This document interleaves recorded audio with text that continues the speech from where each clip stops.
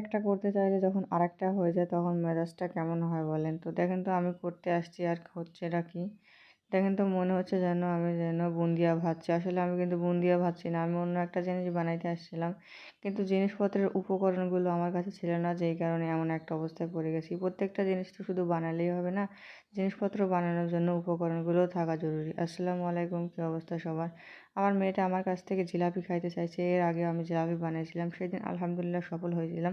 কিন্তু ভিডিও করতে পারছিলাম না। অনেক দ্রুত করে ফেলেছিলাম। আর আজকে একটু ভাবলাম যে ভিডিও করি। কিন্তু ভিডিও করতে এসে যে আমি এভাবে ঘাবলা মারবো আমি সত্যিই বুঝতে পারিনি। তো দেখেন আমি এখানে নিয়ে নিয়েছি ময়দা, ঘি আর পানি দিয়ে সুন্দর করে চামচ দিয়ে মেখে নিচ্ছি। তো চামচ দিয়ে আসলে এটা মাখলে পরে জিলাপি তো কিছুতেই বানানো যাবে না। চামচটা ছেড়ে দিয়ে শেষমেশ আমি হাত দিয়ে মাখিয়ে নিলাম। আর তারপরে এই ছোট্ট একটা প্যানের ভেতরে চিনি দিয়ে আমি এর মধ্যে পানি দিয়ে একটু ব্যাটার করে নিচ্ছি। মানে চিনির শিরা। আসলে আমি এখানে কোনো কিছুই মাপ মতন দিইনি। সব কিছু দিয়েছি আমি আমার ইচ্ছে মতন আনুমানিক, মানে অল্প কিছুটা বানানোর জন্য, যাতে মেয়েকে খুশি করা যায় তেমনটা করার জন্য। আর এইদিকে ব্যাটারটা রাখার জন্য আমার তেমন কোনো বয়াম নেই, তেমন কোনো পলিও কাঁচা ছিল না, যেই কারণে মেয়ের একটা ফিডার ছিল, ফিডারের মুখটা কাটা ছিল, এটার ভিতরে নিয়ে নিলাম। ভাবলাম এটা দিয়ে হয়তো দিয়ে দেওয়া যাবে, কিন্তু ফিডারটা এতটা শক্ত যে এটা আমি চাপ দিতে পারছিলাম না আর পড়ছিলও না। আসলে জিনিসটা অনেক আগের, তো যেই কারণে অনেক শক্ত ফিডারটা। এখনকার ফিডার কিন্তু নরম। এটা অনেক আগের জিনিস। বর্তমানে জিনিসগুলো কেমন যেন সব নর্মাল হয়ে গেছে। আগেরগুলো কিন্তু সুন্দর হার্ডি ছিল, যেই কারণে আমি পারলাম না, চাপও দিতে পারি না, আমার ব্যাটারগুলো বের হয় না। আর এই যে দেখেন বুনবুনি হয়ে যাচ্ছে। তো এইভাবে এগুলোকে ভেজে নিলাম। কি আর করার, কিছু করার নেই, নইলে তো পুড়ে যাবে। তারপরে শিরার ভিতরে দিয়ে দিলাম। শিরার ভিতরে দেওয়ার পরে যে আমি খাইতেছিলাম, এত পরিমাণে মজা লাগছিল কি আর বলবো, অসম্ভব সুন্দর হয়েছিল। তো যাই হোক, খাওয়ার মতন হয়েছিল, কিন্তু যেটা করতে চাইছিলাম সেটা হয়েছিল না। তারপরে আমি যেটা করছি, এর ভিতরে পানি দিয়ে দিছি। পানি দেওয়ার পরে হালকা একটু ঠান্ডা হয়ে গেছে আর কি, নরম হয়ে গেছে, কিন্তু তারপরেও দেখেন পড়ছে না। কি আর করব, কিছুই করতে পারছি না।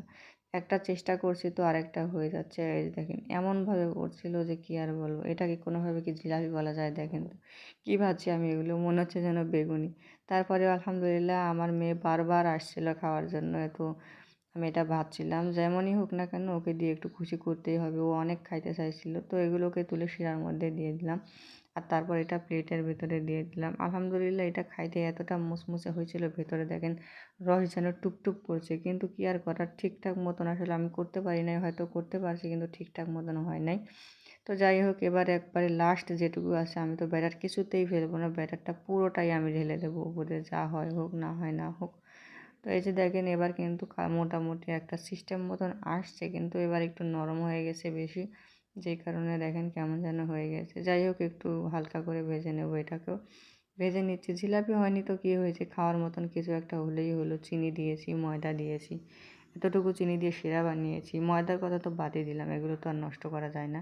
তো সুন্দর মতন আমি এটাকে ভেজে নিলাম। আর তারপরেরটা যেটা করছি, আমি একদম পিঠার আকারে ছেড়ে দিয়েছি টোটালি, যা হয় হোক, না হয় না হোক। বাজারে তো দেখি পিঠার মতনও জিলাপি পাওয়া যায়, তো ভাবলাম আজকে ওইটাই তৈরি করবো, কিন্তু ওইটাতেও সফল হইলাম না। দেখলাম ডিমের মতন সাইড থেকে চলে গেল। কি আর করার, কিছুই করে নেই, কপাল খারাপ হলে যা হয় আর কি। ফাইনালি শেষমেশ হয়ে গেছে। এই যে দেখেন আমার রেডি। আপনারা কিন্তু আমার মতন অভিজ্ঞতা ছাড়া, জিনিসপত্র ছাড়া এমন কাজ করতে যাবেন না, কখনোই সফল হতে পারবেন না। এমনটা তেরা বেঁকা এক একটা দেশের এক একটা পতাকা হয়ে যাবে। এই যে দেখেন আলহামদুলিল্লাহ, তারপরে ভেতরের রস কিন্তু গেছে, টুপটুপ করে রস পড়ছে। আর আমার মেয়ে তো পেয়ে অনেক খুশি, ওকে দিয়ে দিলাম। তো আজকের মতন এই পর্যন্ত, সবাই ভালো থাকবেন। আল্লাহ হাফেজ।